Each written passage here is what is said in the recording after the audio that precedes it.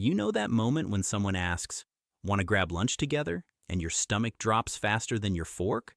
Not because you dislike them, but because the thought of chewing while maintaining eye contact feels like a choreographed performance you never auditioned for. If that resonates, welcome. You're about to understand why your brain treats shared meals like a high-stakes social exam. Here's what most people don't realize.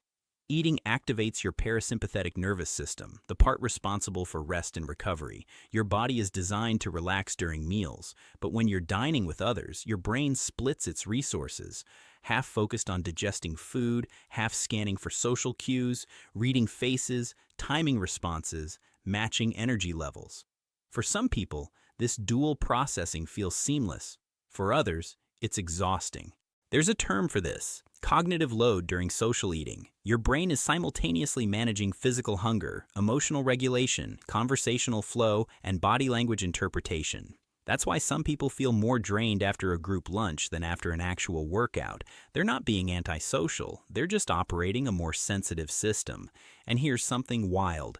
People who prefer eating alone often have higher interoceptive awareness.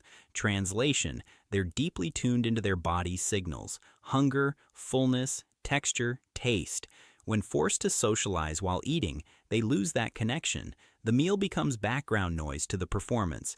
And for someone who actually enjoys the experience of eating, that feels like a loss. But society romanticizes communal dining, the family dinner table, the business lunch, the friend brunch, as if sharing food automatically creates connection. But what if connection for you happens differently? What if your most honest moments occur in solitude, where you don't have to edit your chewing speed or hide your food preferences or pretend to enjoy small talk between bites? Some people eat alone because of social anxiety or past experiences where mealtimes felt tense or chaotic. For them, solo dining is reclaiming peace. And that's valid too. But there's an important distinction. Do you eat alone because it nourishes you, or because everything else feels too heavy? One is preference, the other is protection.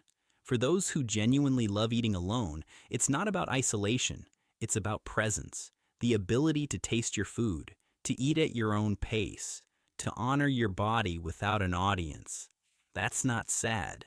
That's self-awareness most people spend a lifetime searching for. So, if you're someone who declines lunch invitations without guilt, who finds genuine satisfaction in a solo meal, who'd rather eat in your car than a crowded cafeteria, you're not broken. You're just honoring a different kind of hunger, one that asks for space, not company, and that's completely enough.